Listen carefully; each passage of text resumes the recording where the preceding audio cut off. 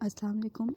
You are watching Make It Clear with Noor, and today the topic of our discussion is who is critic.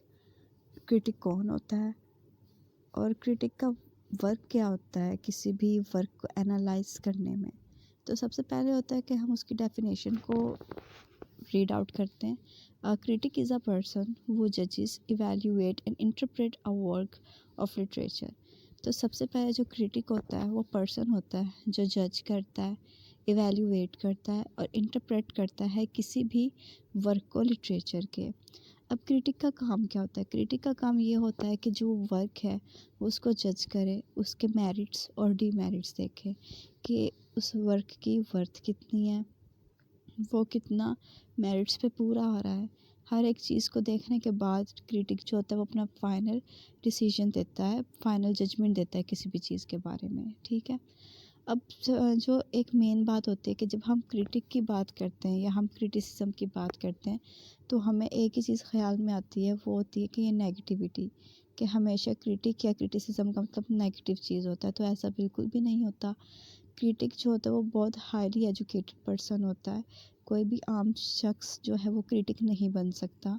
एक highly educated जो शख्स होगा, जो जिसको high sense of tradition होगी, वो impersonal होगा, ऑब्जेक्टिव होगा अपने व्यू पॉइंट्स में, वही इंसान जो है वो क्रिटिक बन सकता है। तभी वो दो वर्क जो हैं को कंपेयर करेगा, वो देखेगा किसी भी वर्क को कंपेयर करके कि इसके मेरिट्स और डीमेरिट्स क्या हैं। अगर वो किसी के डीमेरिट्स बता रहा है तो उसको वो मेरिट्स भी बताएगा। अगर वो किसी के फॉल्स बता रहा है तो वो उसकी अच्छी चीज़ें भी वर्क की डिस्कस करेगा।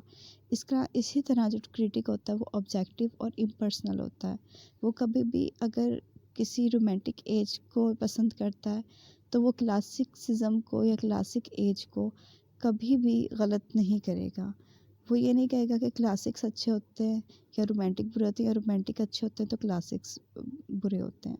वो न्यूट्रल रहता है अपनी स्टेटमेंट में, अपनी जजमेंट में। और इसी तरह एक जो क्रिटिक है वो एक अच्छा क्रिटिक बन सकता है। तो यहाँ पे हमें पता चल गया कि क्रिटिक कौन होता है। क्रिटिक कोई भी ऐसे नहीं होता आम सा शख्स हो और वो अपने पर्सनल एक्सपीरियंस को अपनी इवैल्यूएशन में, अपने जजमेंट्स में डाल दे।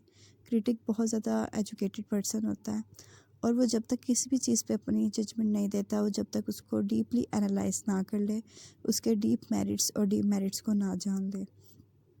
ठीक है।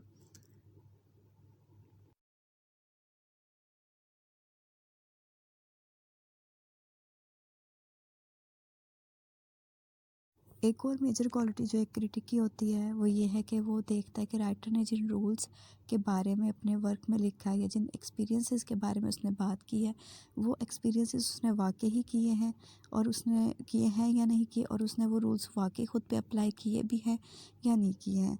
तो इन सारी चीज़ों को देखने के बाद जो एक क्रिटिक है वो अपनी फाइनल जजमेंट देता है किसी भी लिटरेरी वर्क के मेरिट्स और डीमेरिट्स के बारे में। So that is all about a critic. Next video में हम qualities of a good critic को डिस्कस करेंगे। तब तक के लिए थैंक यू, और चैनल को लाइक और सब्सक्राइब करना ना भूलिएगा। अल्लाह हाफिज़।